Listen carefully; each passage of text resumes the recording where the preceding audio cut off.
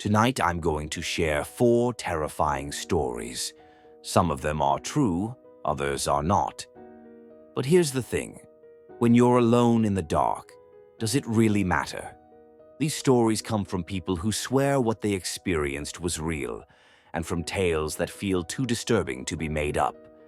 As you listen, try to decide which ones are true and which are fiction. By the end, you might realize the line between the two is far thinner than you think. Cue. Soft rumble, fade to silence. Turn down the lights, put on your headphones, and let's begin. I was 19 when I started working the overnight shift at a small gas station just outside town. Most nights were dead quiet, just the buzz of the cooler, the faint hum of the fluorescent lights overhead, and the occasional car pulling in for gas.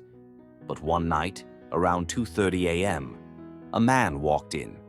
At first, nothing about him stood out. Dark hoodie, jeans, hands in his pockets. But what got me was that he didn't head to the counter. He just stood in the snack aisle, perfectly still, watching. I tried not to stare. I pretended to wipe the counter. After a long silence, he finally grabbed a bag of chips and walked up. When I rang him up, I noticed his hands. They were shaking. Not a little nervous shake, full tremors.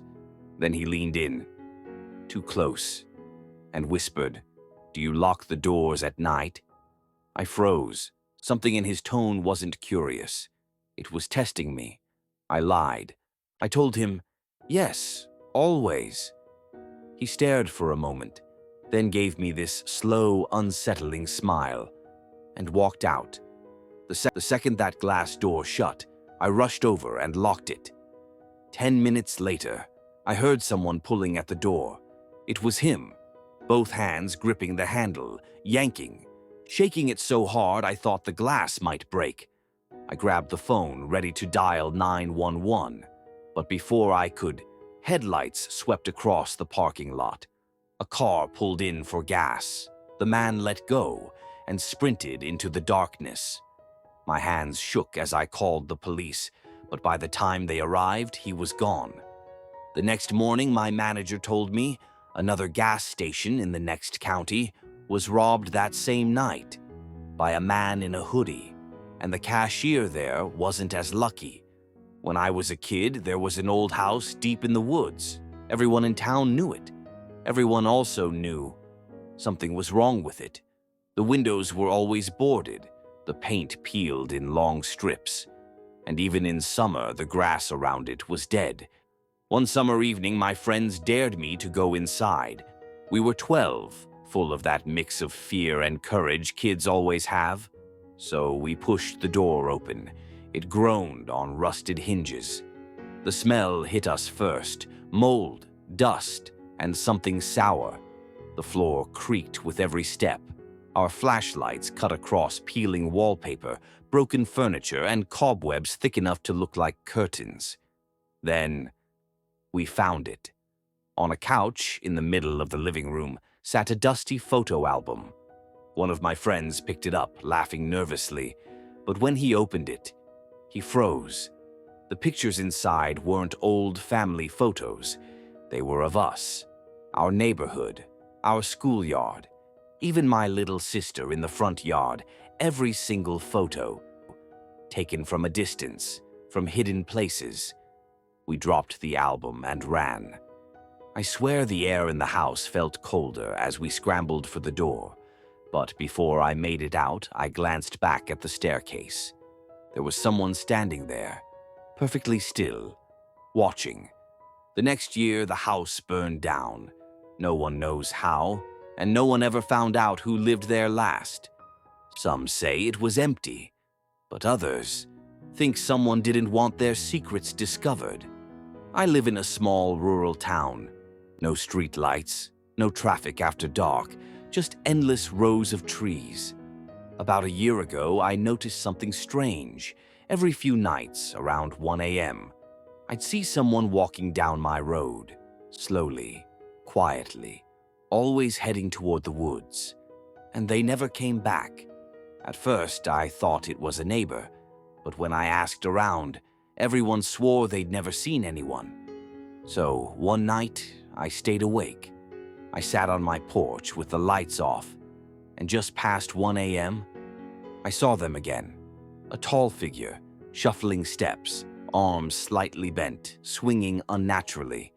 As they passed my house, I whispered, "Hey, are you okay?" They stopped. For the first time, they turned. I couldn't see a face, just darkness, like their head was a shadow, absorbing the light. And then, in a broken, rasping voice, they said, "It's not safe to follow me." Then they turned and disappeared into the trees. I wanted to call after them, but my throat locked up. I haven't seen them since. But some nights, when the wind is still, I hear footsteps behind my house. And they stop right under my bedroom window. My sister bought a Wi-Fi baby monitor when her daughter was born. I used to babysit while she and her husband went out. The baby always slept upstairs in her crib. The monitor sat on the coffee table. One night, around midnight, the screen flickered. Static hissed, and then a voice. Not the baby. A deep man's voice. It whispered, "Don't worry, I'll take care of her." My chest went cold. I sprinted upstairs. The crib was empty. I searched the room, under the bed, the closet, everywhere. No baby. Then I heard crying. I ran back downstairs. The monitor was glowing. On the screen, she was there, sleeping peacefully. I ran upstairs again, and she was really there, like she'd never been gone. My sister later brushed it off as a glitch. But glitches don't whisper. Glitches don't sound human. And what terrifies me most is that the voice didn't sound like it was talking to me. It sounded like it was talking to the baby. True or fiction, it doesn't matter. Because once you turn off the lights, horror always feels closer. Maybe you'll sleep soundly tonight, or maybe you'll hear footsteps in the hall, or a whisper you can't explain. If you've had a terrifying encounter, email me your story. Your nightmare could be featured in a future video. And if tonight's tales chilled you, make sure to subscribe, leave a like, and share this with someone who thinks they're brave enough to listen alone. Sweet dreams, if you can.